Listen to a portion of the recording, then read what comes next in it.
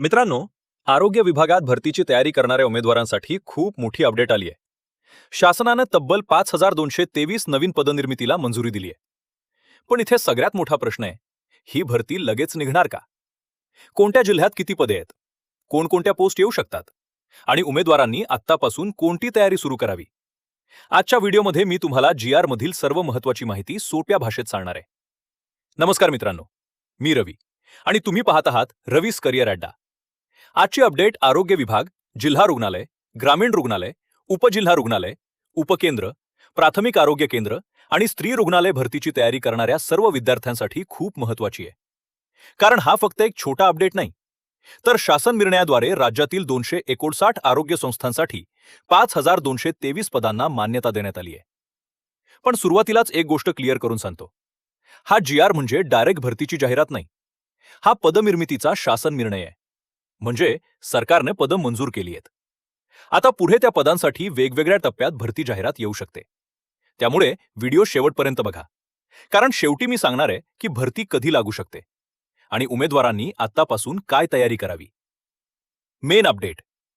सर्वात आधी मोठा आकडा समजून घ्या. राज्यातील 50% किंवा त्यापेक्षा जास्त बांधकाम पूर्ण झालेल्या नव्याने निर्मित आणि श्रेणीवर्धित आरोग्य संस्थांसाठी पदनिर्मिती करण्यात आली आहे. एकूण आरोग्य संस्था 259. एकूण आवश्यक पदे 7955. यापैकी आधीच मान्य पदे 2732 आणि आता नवीन मंजूर पदे 5223. म्हणजेच आरोग्य विभागात पुढील काळात मोठ्या प्रमाणावर संधी निर्माण होणार आहे. District hospital update. आता पाहूया जिल्हा रुग्णालयामधील पदे. जिल्हा रुग्णालय ठाणे येथे 336 खाटांवरून 500 खाटांमध्ये श्रेणीवर्धन करण्यात आले आहे. येथे 111 पदे मंजूर आहेत. जिल्हा रुग्णालय बीड येथे 300 खाटांवरून 500 खाटांमध्ये श्रेणीवर्धन करण्यात आले आहे. येथे 113 पदे मंजूर आहेत. जिल्हा रुग्णालय अकोला येथे 100 खाटांच्या रुग्णालयासाठी 210 पदे मंजूर आहेत. म्हणजे जिल्हा रुग्णालय विभागात एकूण 434 पदांचा मोठा आकडा दिसतो. या पदांमध्ये वैद्यकीय अधिकारी, अधिपरिचारिका, परिसेविका, रक्तपेढी तंत्रज्ञ, क्ष किरण तंत्रज्ञ, प्रयोगशाळा तंत्रज्ञ, औषध निर्माण अधिकारी, कक्षसेवक, सफाईगार, लिपिक, कार्यालयीन अधीक्षक अशा पदांचा समावेश आहे. General hospital update. सामान्य रुग्णालयासाठीही मोठी पदनिर्मिती आहे. पुणे जिल्ह्यातील आंबेगाव तालुक्यातील मानसर सामान्य रुग्णालय 100 खाटांवरून 200 खाटांमध्ये श्रेणीवर्धित झाले आहे. येथे 259 पदे आहेत. कोल्हापूर जिल्ह्यातील इचलकरंजी सामान्य रुग्णालय 200 खाटांवरून 300 खाटांमध्ये श्रेणीवर्धित आहे. येथे 79 पदे आहेत. म्हणजे सामान्य रुग्णालय विभागात 338 पदे मंजूर आहेत. Reference hospital big update. आता सर्वात मोठा आकडा संदर्भ सेवा रुग्णालयात आहे. संदर्भ सेवा रुग्णालय ठाणे येथे 772 पदे मंजूर आहेत. संदर्भ सेवा रुग्णालय नाशिक येथे 232 पदे मंजूर आहेत.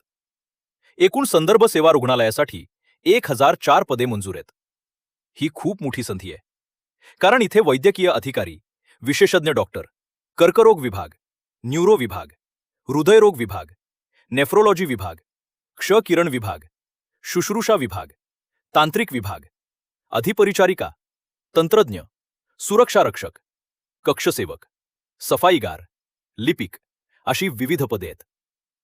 सब डिस्ट्रिक्ट हॉस्पिटल अपडेट. आता उपजिल्हा रुग्णालयाची माहिती पाहूया. ग्रामीण रुग्णालयांचे 30 खाटांवरून 50 खाटांच्या उपजिल्हा रुग्णालयात श्रेणीवर्धन झालेल्या 13 ठिकाणी प्रत्येकी 20 पदे आहेत. म्हणजे एकूण 260 पदे. या ठिकाणांमध्ये अमरावती, बुलढाणा, छत्रपती संभाजीनगर, गडचिरोली, बीड, सांगली, सिंधुदुर्ग, जळगाव आणि परभणी जिल्ह्यांचा समावेश आहे. यानंतर 30 खाटांवरून 100 खाटांच्या उपजिल्हा रुग्णालयात श्रेणीवर्धन झालेल्या 6 ठिकाणी प्रत्येकी 68. Ayush hospital update. आयुष रुग्णालयासाठी 4 ठिकाणी प्रत्येकी 4 पदे मंजूर आहेत. एकूण 16 पदे. ठिकाणे Pune, Nandurbar, Ahilyanagar, Sindhudurg. New rural hospital update. नवीन ग्रामीण रुग्णालयांसाठी 13 ठिकाणी प्रत्येकी 26 पदे आहेत. म्हणजे एकूण 338 पदे. ठिकाणे अशी आहेत: घुग्गुस, चंद्रपूर, जयसिंगपूर उदगाव, कोल्हापूर, मंगरुळझनक, वाशिम ओतूर, पुणे साखरखेर्डा, बुलढाणा वाढोणा, लातूर कोळगाव, अहिल्यानगर पातूर, अकोला शिरूर कासार, बीड मुल्हेर, नाशिक शिराढोण, धाराशिव शेंदूर जनाघाट, अमरावती आसेगाव पूर्णा. अमरावती येथे वैद्यकीय अधिकारी, अधिपरिचारिका, एक्स किरण तंत्रज्ञ, प्रयोगशाळा तंत्रज्ञ, औषध निर्माण अधिकारी, लिपिक, कक्षसेवक, शिपाई, सफाईगार आणि वाहन चालक अशा पदांची शक्यता आहे. Sub centre update. आता उपकेंद्राचा भाग खूप मोठा आहे. 158 नवीन उपकेंद्रांसाठी प्रत्येकी 4 पदे मंजूर आहेत, म्हणजे एकूण 632 पदे. उपकेंद्रांमध्ये सामान्यतः बहुउद्देशीय आरोग्य कार्यकर्ता, एएनएम, स्त्री परिचर आणि समुदाय आरोग्य अधिकारी अशा मनुष्यबळाचा समावेश आहे. जिल्हानिहाय उपकेंद्रांचा मोठा भाग छत्रपती संभाजीनगर, जळगाव, ठाणे, रायगड, पालघर, सांगली, सोलापूर, परभणी, अमरावती, यवतमाळ, गोंदिया, अहिल्यानगर, बीड, चंद्रपूर, पुणे, रत्नागिरी, नंदुरबार, धाराशिव आणि नागपूर या जिल्ह्यांमध्ये दिसतो. Primary health centre update. आता प्राथमिक आरोग्य केंद्राची माहिती पाहूयात. 38 बिगर आदिवासी प्राथमिक आरोग्य केंद्रांसाठी प्रत्येकी 15 पदे आहेत, म्हणजे 570 पदे. 3 आदिवासी प्राथमिक आरोग्य केंद्रांसाठी प्रत्येकी 15 पदे आहेत, म्हणजे 45 पदे. एकूण प्राथमिक आरोग्य केंद्रांसाठी 615 पदे मंजूर आहेत. बिगर आदिवासी पीएचसीमध्ये अमरावती, अहिल्यानगर, कोल्हापूर, हिंगोली, नाशिक, सांगली, रत्नागिरी, यवतमाळ, परभणी, छत्रपती संभाजीनगर, बुलढाणा, धुळे आणि पुणे या जिल्ह्यांचा समावेश आहे. आदिवासी पीएचसीमध्ये गडचिरोली जिल्ह्यातील कोठी आणि यवतमाळ जिल्ह्यातील खैरगाव व रुंझा यांचा समावेश आहे. करमाड अपडेट. छत्रपती संभाजीनगर जिल्ह्यातील करमाड येथे 2 मोठे अपडेट आहेत. राज्यस्तरीय प्रशिक्षण केंद्र करमाड येथे 36 पदे मंजूर आहेत. राज्यस्तरीय औषधी भांडार करमाड येथे 24 पदे मंजूर आहेत, म्हणजे करमाड छत्रपती संभाजीनगर येथे एकूण 60 पदांची संधी दिसते. भरती कधी होणार? आता सगळ्यात महत्त्वाचा प्रश्न, भरती कधी होणार? मित्रांनो, इथे खूप महत्त्वाची गोष्ट लक्षात ठेवा. या जीआरमध्ये पदे मंजूर झाली आहेत, पण भरतीची तारीख दिलेली नाही. म्हणजे आजच फॉर्म सुरू झाले असं नाही. शासन निर्णयानुसार संबंधित आरोग्य संस्थेचे बांधकाम 100% पूर्ण झाल्यानंतर आणि सार्वजनिक बांधकाम विभागाकडून ती इमारत रुग्णसेवेसाठी वापरण्यास योग्य आहे असे ऑक्युपेशन सर्टिफिकेट मिळाल्यानंतरच कर्मचारी रुजू करून घेण्याची किंवा नियुक्तीची कार्यवाही होईल. म्हणजे भरती एकाच दिवशी सर्व 5223 पदांसाठी निघेल असे नाही. ती टप्प्याटप्प्यानं येऊ शकते. जेथे इमारतीचे काम आधी पूर्ण होईल तेथे भरतीची प्रक्रिया आधी सुरू होण्याची शक्यता जास्त असते. जेथे काम पूर्ण व्हायला वेळ लागेल तेथे भरती उशिरा होऊ शकते. आता पॉसिबल टाइमलाईन समजून घ्या. पहिला टप्पा, पदनिर्मितीला मंजुरी झालीये.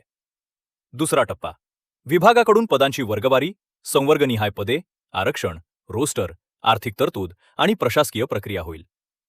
तिसरा टप्पा, संबंधित भरती प्राधिकरणाकडे मागणीपत्र जाईल. चौथा टप्पा, ऑफिशियल जाहिरात येईल. पाचवा टप्पा, ऑनलाईन फॉर्म, एक्झाम किंवा सिलेक्शन प्रोसेस, डॉक्युमेंट व्हेरिफिकेशन आणि फायनल अपॉइंटमेंट होईल. त्यामुळे विद्यार्थी मित्रांनो, आज जीआर आला म्हणजे उद्या फॉर्म सुरू असा समज करून घेऊ नका. पण हा जीआर म्हणजे आगामी आरोग्य विभाग भरतीसाठी खूप स्ट्रॉंग सिग्नल आहे. कोणत्या उमेदवारांनी तयारी करावी? ज्यांची qualification medical, nursing, pharmacy, lab technician, X-ray technician, ECG technician, clerk, driver, attendant, ward boy, सफाई वर्कर, सिक्युरिटी गार्ड अशा पदांसाठी लागू होते त्यांनी आत्तापासून डॉक्युमेंट्स रेडी ठेवावेत.